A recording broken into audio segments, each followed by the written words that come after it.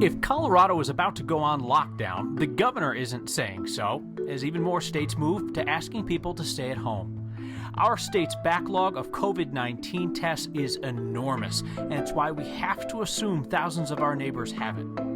An ER doc would like a word with you. 2 words, actually. Thank you. Parents are learning how tough it is to be a teacher. Families of students with special needs tell us about their school days at home. Sneeze guards are coming to protect some grocery store workers. My intention is to honor my work and myself, uplift the community. Music is being made, inspired by our time apart. And how are you passing that time? This is how the voice of the Avs is doing it. Gale Turley hit turn. Oh, there comes Winston with the right. Because the news doesn't have to be depressing. Not even now. This is next. Governor Polis stepped to the microphone today, and he did not announce that Colorado is going into lockdown. He announced that restaurants can now sell alcohol to go. I mean, don't get me wrong, I don't think anybody's complaining about that, but you have to realize that the potential for a lockdown is looming, as you have California, New York, Illinois, and Connecticut all taking that step. It would appear, at least headed into the weekend, that Governor Polis wants to wait and see whether Coloradans follow the rule of limiting gatherings to 10 or fewer people. We will consider taking actions that can delay the spread by ensuring that people aren't violating, if not the letter, but the spirit of the public health order preventing gatherings of 10 or up. At the same time, we want to ease restrictions on our economy where possible that allows for the market to operate without endangering the public health. Listen, the two of us were on the same page about social distancing before that became a buzzword, because we collectively listened to what the epidemiologists were telling us weeks ago. Today, an ER doc asked for a moment of your time to thank you for what you have been doing. Our Anusha Roy caught up with Dr. Bradley Shai from Denver Health. It's something I've never experienced in my career before. It's definitely very frightening for our staff, and we're concerned about our own health, our family's health, but even more importantly, our ability to perform the duties that we've all signed up for this for, which is taking care of our patients. What do you need the community to do to help you guys out right now? Again, I want to thank all of Denver for listening to the Department of Public Health and isolating themselves from others. I understand this is a huge hardship. This is going to pay off. This is going to save the lives of people in Denver. And so I'm so appreciative of everyone for pitching in that regard. We've given up so much in the past few weeks, but I am so confident that these are sacrifices. They're definitely worth it. There are definitely stressors that are involved with this disease. And at the same time, you feel like if I don't get to this now, if we don't make the right decisions now, if we don't put out the right order for supplies tonight or the right staffing pattern tomorrow, is that going to put our staff at risk? Is that going to put our patients at risk? So it's not the time for us to step down, and just the opposite. We're really putting every ounce of energy we have into protecting our hospital and our community. This is what we've been practicing for. If our patient population increases twofold, if it increases tenfold, we're going to do everything we can to treat the population of Denver as well as we're able to. All right, sorry about that. I know we had a little bit of a glitch there, but we'll make sure to get that story online as well. But what you did hear from the doctor comes with an ask as well to continue to take social distancing seriously. So Denver Health's emergency department has actually seen a decrease in the number of people who have shown up at the ER, but they have seen the number of people with respiratory problems go up. So we want to remind you guys that if you think that you have COVID-19, you absolutely need to call your doctor first. They're going to guide you on where to go. That way you're not showing up at a clinic, hospital, or ER without giving doctors a heads up. Kyle? And Anusha, did they give you any better idea today where they stand on PPEs, the personal protective equipment? Yeah, so that's definitely a reality for them right now. And Dr. Shai was saying they're exhausting every option that they have to make sure that they have enough masks all the way up to ventilators and beds. But the thing is all the other hospitals are doing the same. So that is a huge challenge for them. And Kyle, Dr. Shai was saying that he thinks COVID-19 could be the biggest challenges for a lot of his colleagues for their entire career. What are we, 2 weeks removed from people saying it was a hoax? All right, Anusha Roy, thank you so much. Hey, let's hear for John Elway, shall we? Presumably working from home, because that's what you're supposed to be doing, and apparently working from home. John Elway landed us Melvin Gordon today, who's a stud. Rotate him with Phil Lindsay in the backfield for the Broncos, and hey, that team might be good if we're ever allowed to watch a football game again. Hey, speaking of the Broncos, they are going to hold a donation drive on Sunday. It's noon to 4 at Mile High. You can donate supplies for healthcare workers, stuff you might have at home that they need more, like gloves and bleach and wipes and hand sanitizers. So parents have now taken on the difficult task of trying to teach kids at home while getting done whatever else they have to get done. And this is a particular challenge for parents of students with special needs. Our Mark Salinger got in touch with a local nonprofit that's trying to work right alongside him. With 5 kids under 17. We're a little exhausted right now.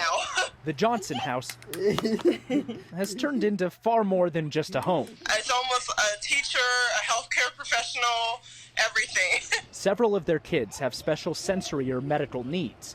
Usually they rely on teachers or therapists at school to help.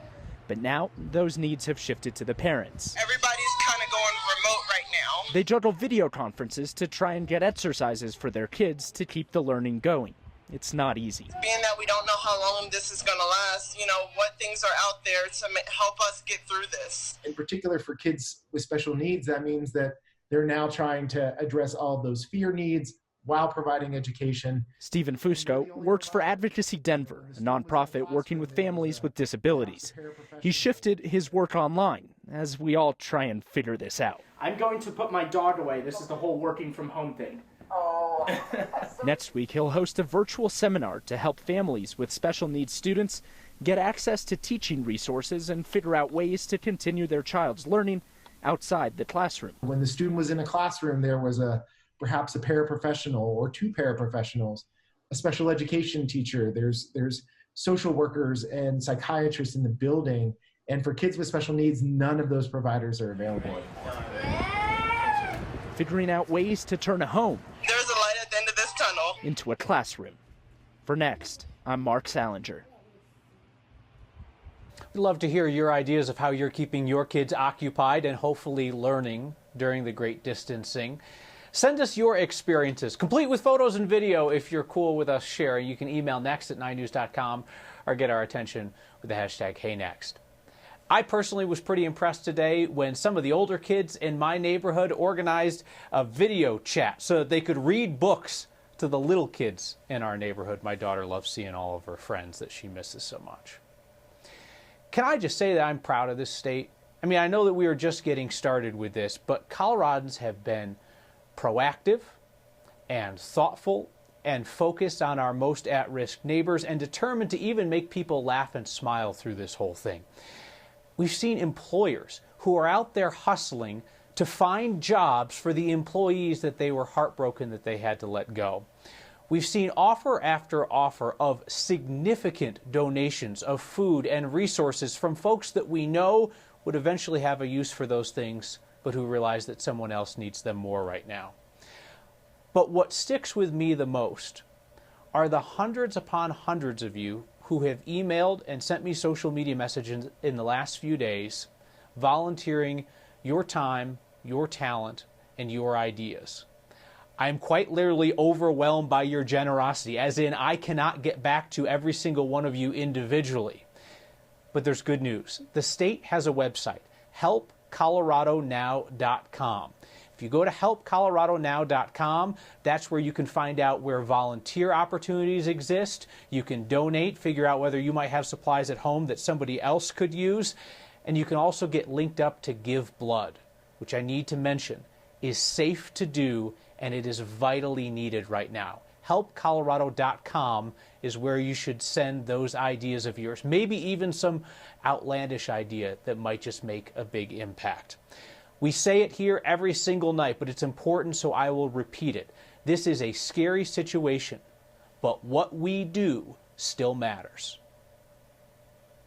Estes Park wants to put out a closed sign, and it's asking for federal help. Musicians haven't gone silent. The music hasn't died.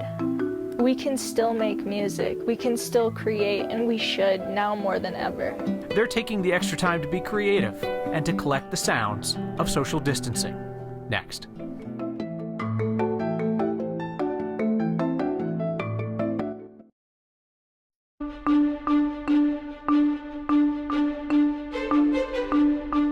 A cloudy, cold Friday ahead of a sunny and warmer weekend. A few leftover snow showers around the area tonight. Our high didn't even get above freezing, but we will get back into average territory before you know it. DIA 23 degrees with a wind chill of 12 and winds lighter out of the west-northwest. We've got some moisture just kind of pouring into the state from the southwest, and that's going to produce some scattered snow showers on I-70 tonight and a brief snow shower in Denver. Not expecting much of any accumulation, and there are no advisories for travel. Just know we're still a bit unsettled tonight. And then after a sunny day tomorrow, we get a little bit of moisture coming up from the southwest. So those of you on I-70 will encounter winter driving conditions for about an hour or two.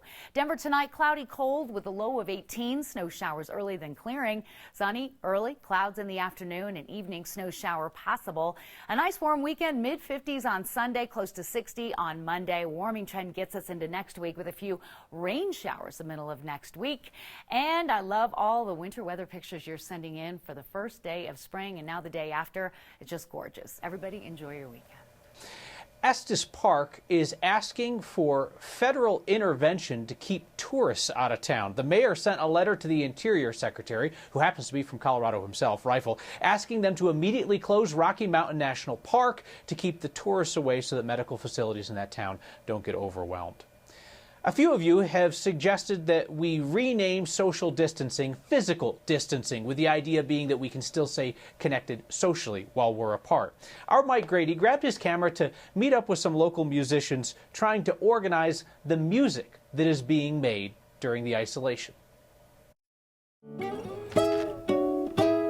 Hearing that music and feeling that creativity come through feels refreshing. For now, recording studios are one of the few safe places musicians can create together. Really happy to be here because it's been a hard week. Here we are, and all of the events across all of Denver are closed down, which is our bread and butter for most of our projects.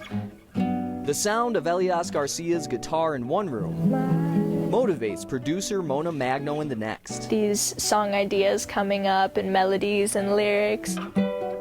My intention is to honor my work and myself, uplift the community, and spread the word about this project. So this project is called Timestamp, and it is a community compilation album to document the music that's being made during this time under social isolation and distancing. Mona is documenting Colorado musicians' work during the COVID-19 pandemic. Really amazing production, and we'll have, some people recording stuff just at home. Proceeds will help artists hit hard during the outbreak. But money is not the heart of this project. How can we take advantage of this time and continue to inspire people? I hope that the community is also able to do this together, because that's what's going to really get us through it. In a time when collaboration feels like a struggle, Mona is bringing artists closer. And so I couldn't see any other better way than continuing to organize people and their music and bringing it together. For Next, I'm Mike Grady. Safeway has an idea that could protect its cashiers from shoppers' coughs and sneezes. There are plexiglass guards going up at Safeway and Albertsons stores in the checkout aisles. Please just do remember, though, your smile and your thank you to those grocery workers is going to mean just as much and maybe even a little bit more when you deliver it through the plexiglass. We're back next with another shout out from you to the Coloradans keeping this state running and reaching out to the vets in rural parts of our state. I thought about the World War II veterans at first, the ones that don't have any relatives or anybody. No one should go through this alone. It's good news, and it's next.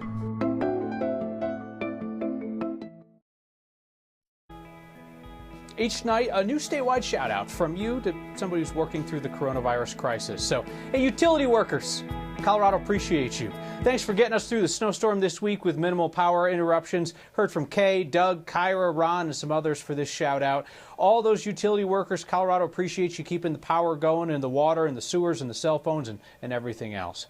All right, who else deserves a thank you publicly for what they're doing to keep our state functioning? Text your thoughts to me. I'll share them statewide. 303-871-1491. Every Friday for years, we have made time for your good news. Every single Friday. No news is not always good news. So when Montezuma County Veteran Services down in the rural southwest part of the state saw a slowdown in the veterans getting in touch with them, Service Officer Rick Torres started making phone calls to check in with the vets.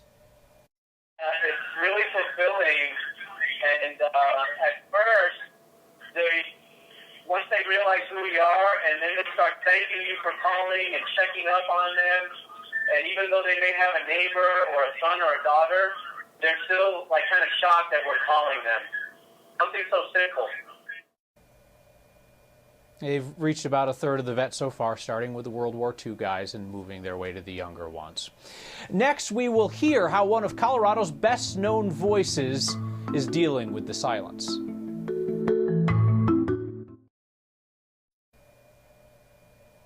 How are you doing without sports, huh? Let's check in with the voice of the Avs, Connor McGahey, to see what he's doing. Right. Oh, we got a cat fight. He jumps up onto the couch. It jumps up again. Completely doing away with the height disadvantage. Winston now chilling, wagging the tail. Oh, and there goes Felix. Felix, the cat living up to his name. Hockey fan on Twitter sent McGahey the video, asked for some voice work. If this is the first cat fight he's called, that's pretty good. Barbara Farley writes in tonight, says, look forward to seeing how Kyle's hair looks in 6 weeks. Don't worry, Barbara. I found my dog's old hair clippers. I'll be fine.